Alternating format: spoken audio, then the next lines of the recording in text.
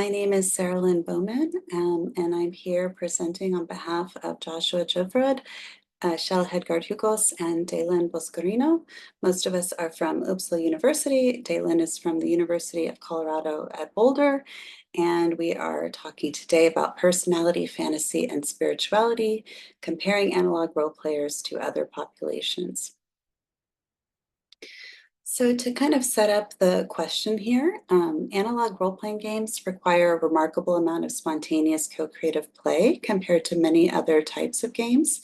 Even in live-action role-playing games that feature what's called a 360-degree illusion or indexical realism, meaning that everything looks as if it was real, play it actually occurs within the player's imagination, which Marcus Montula calls subjective diegesis.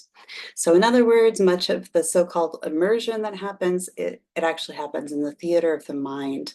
And that's true whether or not the player is immersing in an activity, the game itself, the environment, the narrative, the character, or the community. And role-playing has accrued a significant amount of stigma, as many of you know, and this is actually similar to in the 19th century. Because actors would enact alternative roles, actors were assumed to be untrustworthy, dangerous, and even criminal. Similar labels have sometimes been placed on role players. Since the advent of Dungeons and Dragons, analog role players have been accused of escapist behaviors such as quote unquote losing touch with reality. These sorts of accusations, of course, have also been leveled at MMORPG players. And these accusations have led to moral panics, such as the Satanic Panic in the 1980s. This was exemplified in the film Mazes and Monsters, which shows Tom Hanks sort of losing touch with reality and having a psychotic break. And there was also actually some academic research, therapeutic research, claiming that role-playing games had negative psychological impacts on players. Not very much of it, but was enough to sort of fuel these moral panics. These concerns are also echoed in larger discourses, as we know, on the supposedly negative psychological impacts of video games on players. So addiction, increased violent tendencies, other forms of antisocial behavior, the kind of stuff we in game studies have been trying to fight against for some time. So this is a small part of a much larger discourse. On the other hand, there's been a lot of work lately on the positive effects of analog role-playing games. So for example, there have been academic studies that emphasize the positive psychological and social benefits and the educational potential of role-playing games. So for example, in non-formal, formal, and informal applications, we're starting to see literature in all of those domains. And also mental health professionals are increasingly using tabletop and LARP in their therapeutic practice. So some examples of that are improving social skills, trauma processing, psychological well-being in general, and lots of other kinds of applications. As a result, there have been a lot of studies recently, comparatively speaking. There have been 3 rather sizable literature reviews on the academic discourse, particularly the therapeutic discourse, emphasizing the value of these games. There have also been in 2023 alone 3 manuals on therapeutic game mastering that were published by academic publishers. So this is a really significant boom that's happening right now. And of course, this potential for pro-social behavior that's fostered by games is also found in the wider field of game studies. For example, playing games and identifying as a gamer can lead to new friendships in school or support friendship formation. And all of this is part of a larger body of literature regarding digital games and transformative play. For example, the serious games movement, games for change, gamification, game-based learning, deep games, etc. So this is a smaller subset of a larger phenomenon that we're seeing, but it is growing quite substantially. Okay, so with all of this in mind, we were really interested in not necessarily amplifying these sensationalist notions of the quote-unquote dangers of role-playing, but also not necessarily assuming that role-playing games are always beneficial. So there's some hypotheses about role-playing games, for example, that they increase perspective taking and empathy, and we wanted to look into these more deeply. This unique, imaginative, and improvisational aspect of analog role-playing games led us to question certain things. So, for example, do certain psychological tendencies exist in people that are drawn to engage in this spontaneous adult pretend play? Also called pretensive shared imagination by Capitani et al. And we were specifically interested in personality, fantasy, and spiritual experience, which is a rather wide swath, but you'll see how we looked at that. So in particular, do analog role-playing gamers have specific tendencies in terms of psychological traits? Do they differ from other gamers in terms of those traits, or from non-gamers? And do LARPers differ from other gamers? And the reason we're interested in LARP here is because LARP is a very somatically embodied medium, and it tends to be more so than other games. And so in some ways, it's a little unique in terms of gaming. So we have a little bit of research that shows, for example, personality dimensions that have been studied before, but there really is no direct corollary to what we're doing here in terms of the scope of this survey, these multiple surveys actually, and what has been published before. And the results have been inconclusive between those studies as well. We will talk about them in a while, but we were really interested in several things. We wanted to know how willing role players and other gamers are to explore new experiences, adopt the perspective of others, as I mentioned, form secure attachments and relationship, empathize with others, become absorbed in fictional narratives or fantasy proneness, as it's called, and also in a larger scale, how willing are they, or how often do they feel like they experience mysticism, greater creativity, and or beliefs in the paranormal? Furthermore, do role players show tendencies towards neurodiversity, neuroticism, and or mental health challenges?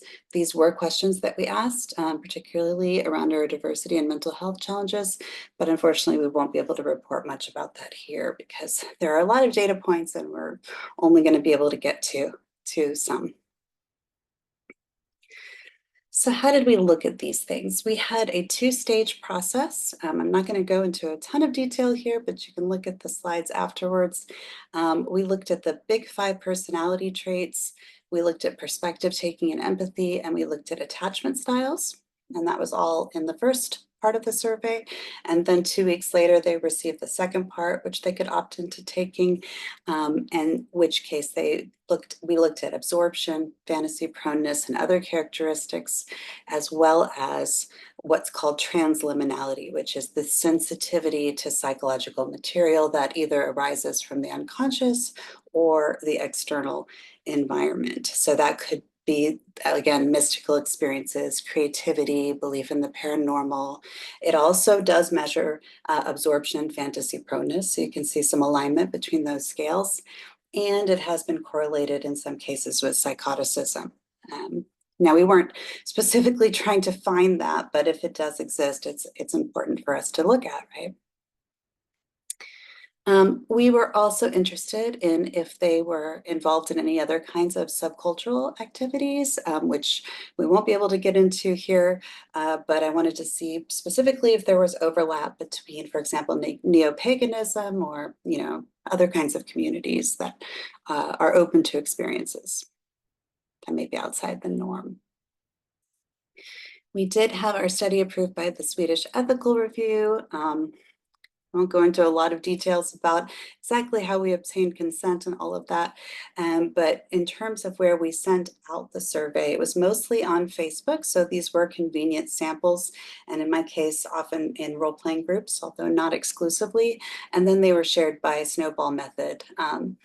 However, we also shared it with students in game design and psychology at Uppsala University, as well as the DiGRA mailing list. And we also posted on Baldur's Gate Reddit and Dungeons and Dragons Reddit, which I'm not sure exactly how many respondents we got from that because we're not part of those communities, but we were trying to spread our wings a little bit there. Games were described very broadly. So we had options for traditional games such as chess and bridge. We had options for video games of various types and genres. And then we also had, tabletop, freeform, and LARP in terms of analog role-playing games.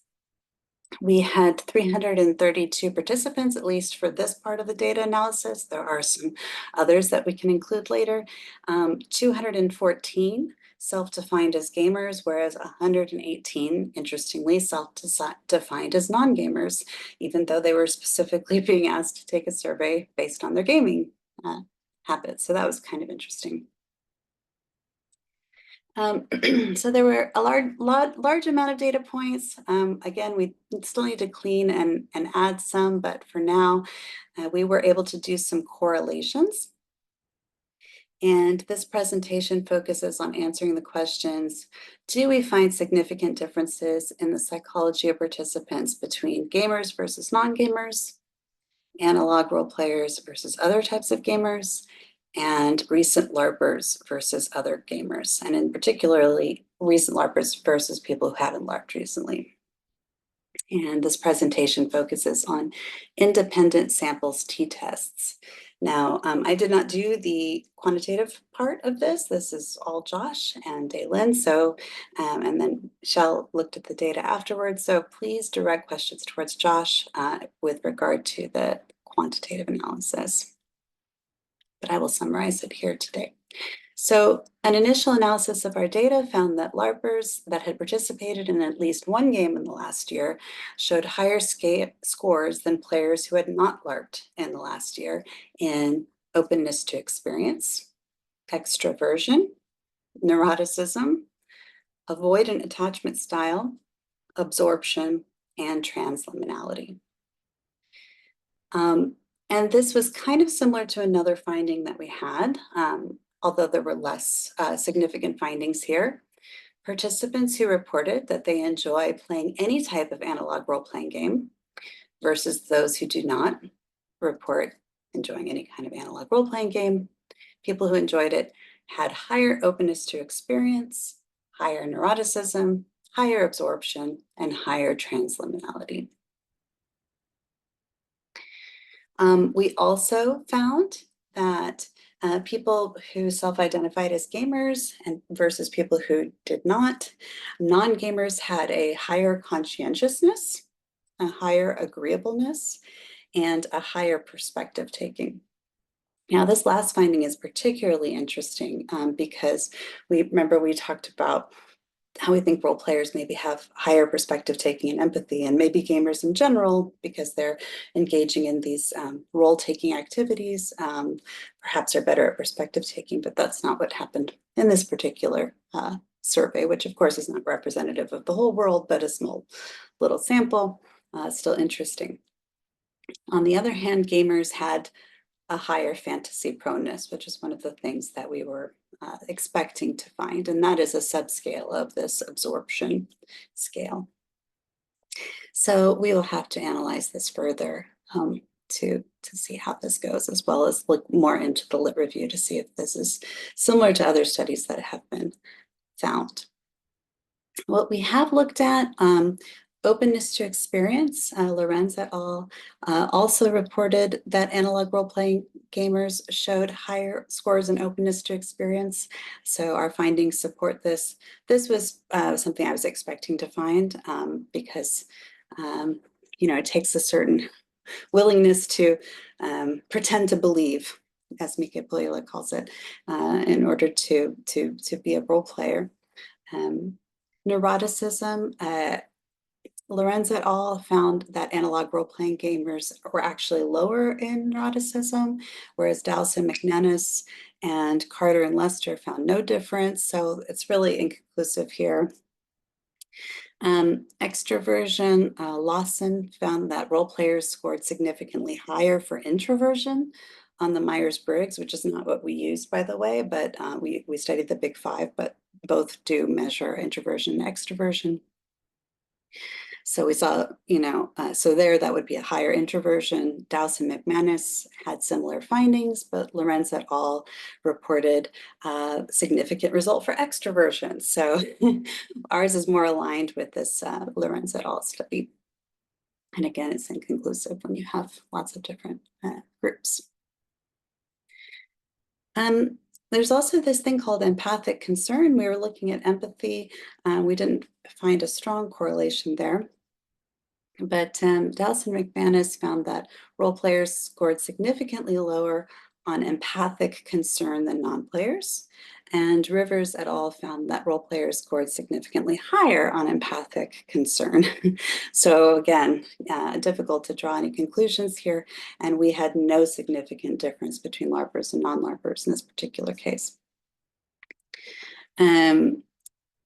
Rivers et al. Only looked at analog role-playing gamers. They did not compare to non-players, but they found significant positive correlation between empathic concern and absorption levels in fantasy role players. Transliminality, to our knowledge, has not been used to study gamers. According to Lange, who's one of the people who piloted this study, ours is the first, piloted this survey. And also we had trouble finding any data on attachment styles. May be out there, but we haven't seen it necessarily at measuring role-playing gamers to our knowledge.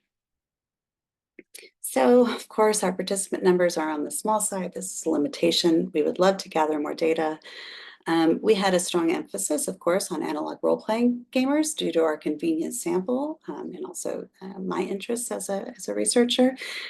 We did not, unfortunately, ask questions about the longevity of play. So, for example, how long have you played? And that might have added some additional insights to this. Also, having a two-part survey can lead to attrition, as we know, but we did have several people complete, which is great. We need to further analyze the data in order to, sort of extrapolate the difference between LARPers and tabletoppers and people who do play MMORPGs and computer RPGs that are maybe single player, and kind of look at those comparison groups a little more closely. Of course, we've only covered English-speaking players. It's not meant to be representative of all gamers, role players, or non-gamers, but we did collect some data here. We also have other data regarding gender, ethnicity, neurodiversity, for example. We need to look at those things as well, but they have not been included in this preliminary data report. But we hope to analyze and report that later. So that's all for us. You can see some of our references here. Please feel free to pause if you want to look at them more closely. And here's our contact information. Thank you very much.